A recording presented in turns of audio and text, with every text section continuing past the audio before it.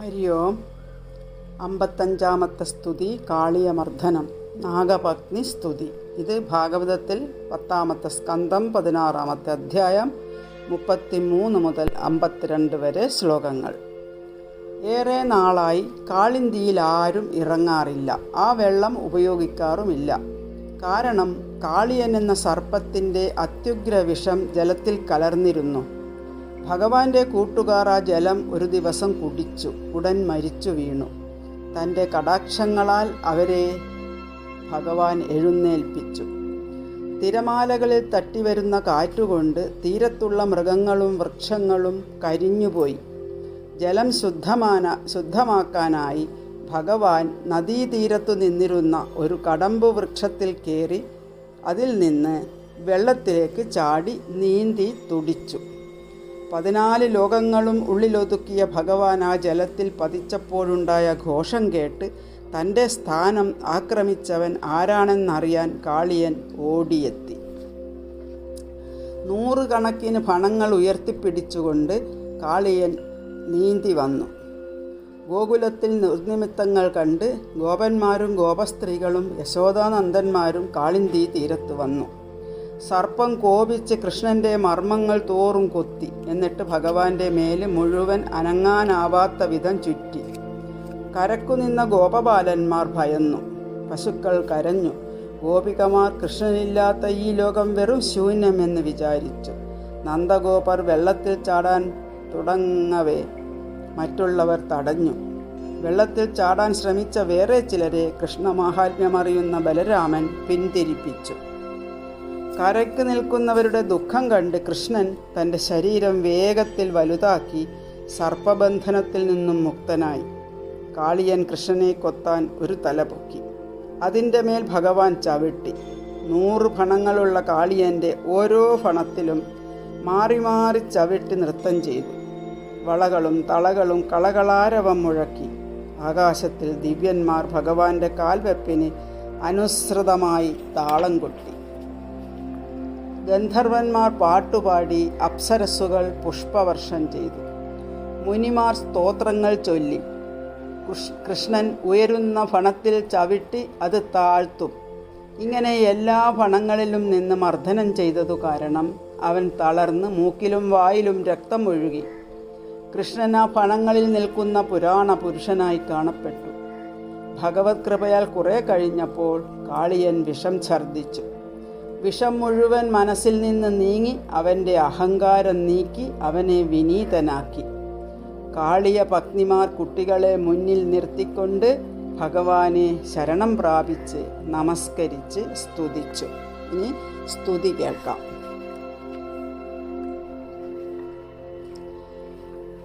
നാഗപത്ന്യുവൂചുഃ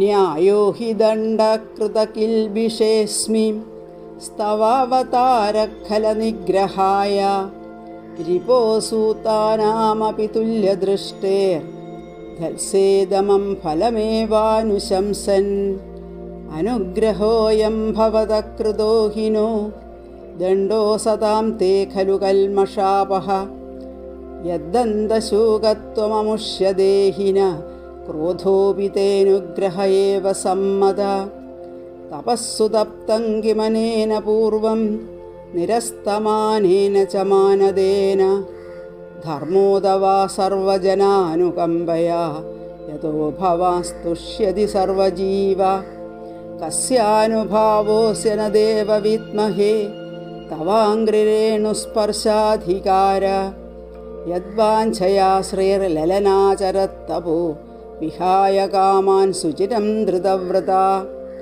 ന നാഗപൃഷ്ടം ന ച സാർവഭൗമം ന പാരമേഷ്ട്യം ന രസാധിപത്യം ന യോഗസിദ്ധീരപുനർഭവം വാ വാഞ്ഛന്തി യത് പാദരജ പ്രപന്നാഃ തദേശ നാഥാപദുരാപമന്യേ തമോജനി ക്രോധവശോപ്യഹീശ സംസാരചക്രേ ഭ്രമതഃ ശരീരിണോ യദിച്ഛദസ്യാദ് വിഭവഃ സമക്ഷഃ.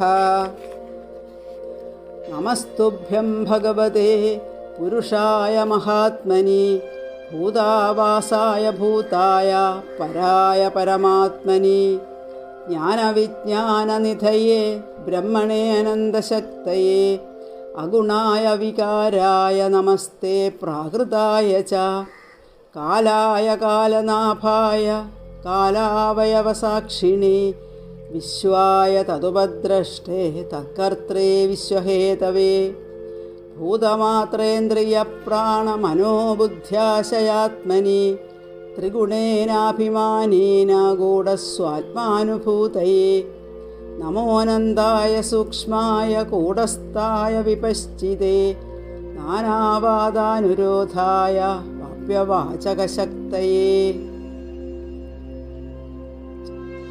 നമപ്രമാണമൂലായ കവയേ ശാസ്ത്രയോനയേ പ്രവൃത്തായ നിവൃത്തായ നിഗമായ നമോ നമഃ നമഃ കൃഷ്ണായ രാമായ വസുദേവസുതായ ച പ്രദ്യുമ്നായ അനിരുദ്ധായ സത്വതാം പതയേ നമഃ നമോ ഗുണപ്രദീപായ ഗുണാത്മേച്ഛാദനായ ച ഗുണവൃത്യുപലക്ഷ്യായ ഗുണദൃഷ്ടേ സ്വസംവിദേ അവ്യാകൃതവിഹാരായ സർവവ്യാകൃതസിദ്ധയേ ഋഷികേശ നമസ്തേസ്തു മുനയേ മൗനശീലിനേ പരാവരഗതിജ്ഞായ സർവാധ്യക്ഷായ തേ നമഃ അവിശ്വായ ച വിശ്വായ തദ്ദ്രഷ്ടേസ്യ ച ഹേതവേ ത്വം ഹ്യസ്യ ജന്മസ്ഥിതി സംയമാൻ പ്രഭോ ഗുണൈരനീഹോ കൃതകാലശക്തിദൃഗ് തത്തസ്വഭാവാൻ പ്രതിബോധയൻ സദാ സമീക്ഷയാമോഘവിഹാരൈഹസേ തസ്യൈവ തേ മുസ്തനവസ്ത്രിലോക്യാം ശാന്താശാന്താ ഉത മൂഢയോനയ ശാന്താ പ്രിയാസ്തേ ഹ്യധുനാവിതും സദാ സ്ഥാതുശ്ച തേ ധർമ്മപരീപ്സയേ ഹത അപരാധസഹൃദ്ഭർത്ര സോഢവ്യസ്വപ്രജാകൃത ക്ഷന്തുമർഹസി ശാന്താത്മന്മൂഢസ്യ ത്വമജാനതഃ അനുഗ്രഹിണീശ്വ ഭഗവൻ പ്രാണാസ്ത്യജതി പന്നഗ സ്ത്രീണാം ന സാധുശോച്യാനാം പതിപ്രാണപ്രദീയത വിദേഹി തേ കിങ്കരീണാമനുഷ്ഠേയം തവാജ്ഞയാ യശ്രദ്ധയാനുതിഷ്ഠൻ വൈ മുച്യതേ സർവതോ ഭയാത്.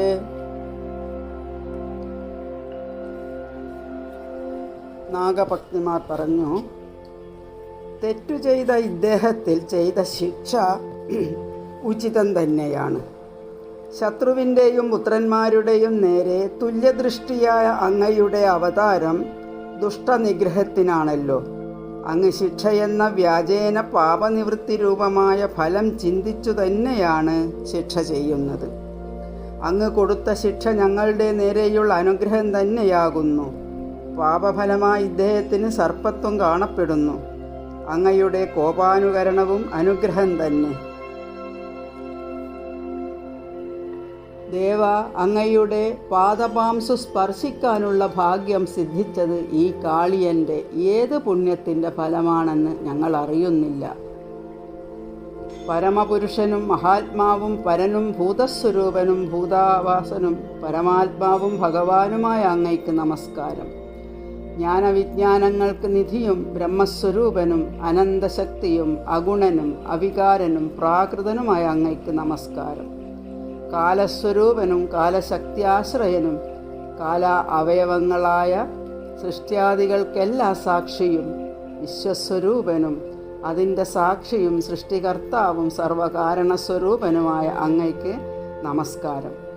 കൃഷ്ണനായും രാമനായും വസുദേവപുത്രനായും പ്രദ്യുമ്നായും അനിരുദ്ധനായും ഭക്തപരിപാലകനായും വിരാജിക്കുന്ന അങ്ങയ്ക്ക് നമസ്കാരം. ഗുണങ്ങളെ പ്രകാശിപ്പിക്കുന്നവനും ഉപാസകർക്കു വേണ്ടി തൻ്റെ സ്വരൂപത്തെ മറച്ച് പല വിധത്തിൽ പ്രകാശിക്കുന്നവനും ഗുണവൃത്തികളാൽ അവയുടെ സാക്ഷിത്വത്തോടെ ബോധിപ്പിക്കപ്പെടുന്നവനും ഗുണങ്ങൾ കണ്ടറിയുന്നവനും സ്വയം പ്രകാശനുമായ അങ്ങയ്ക്ക് നമസ്കാരം. സ്വന്തം പ്രജകൾ ചെയ്യുന്ന അപരാധം ഒരിക്കൽ ക്ഷമിക്കേണ്ടത് സ്വാമിയുടെ കടമയാകുന്നു. ശാന്താത്മൻ, അങ്ങയെ അറിയാത്തവനും മൂഢനുമായ ഇവൻ്റെ അപരാധം ക്ഷമിക്കുവാൻ അങ്ങ് അർഹനാകുന്നു. ഭഗവൻ അനുഗ്രഹിച്ചാലും ഈ സർപ്പം മരിക്കാറായിരിക്കുന്നു. സജ്ജനങ്ങൾക്ക് അനുകമ്പാർഹകളും സ്ത്രീകളായ ഞങ്ങൾക്ക് പ്രാണസ്വരൂപനുമായ ഭർത്താവ് ദാനം ചെയ്യപ്പെട്ടാലും അങ്ങയുടെ ദാസികളായ ഞങ്ങളുടെ കർത്തവ്യമെന്തെന്ന് ആജ്ഞാപിച്ചാലും അങ്ങയുടെ ആജ്ഞപ്രകാരം കർത്തവ്യ ശ്രദ്ധാപുരസരം അനുഷ്ഠിക്കുന്നവൻ സർവഭയങ്ങളിൽ നിന്നും മുക്തനായി തീരുന്നു.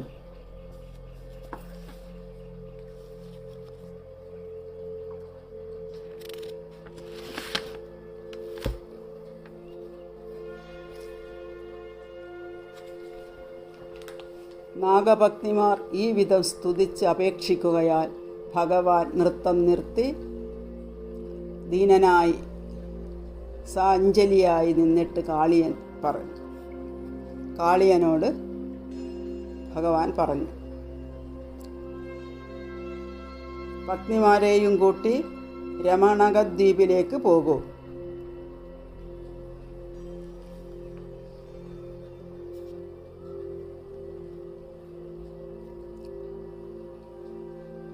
ഈ നദീജലം മനുഷ്യരും പശുക്കളും കുടിക്കുന്നതാണല്ലോ.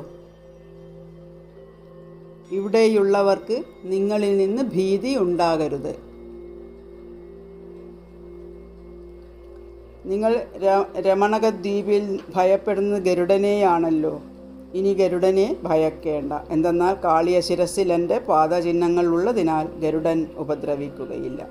ഭഗവാൻ പറഞ്ഞതു കേട്ട് കാളിയൻ പത്നിമാരെയും കൂട്ടി സ്തുതിച്ച് അർച്ചന ചെയ്ത് മാലകൾ, മണികൾ, രത്നങ്ങൾ ഇവ കാഴ്ചവെച്ച് തൊഴുത് ഭഗവാന്റെ അനുഗ്രഹ സമുദ്രമധ്യത്തിലുള്ള രമണകദ്വീപിലേക്ക് പോയി.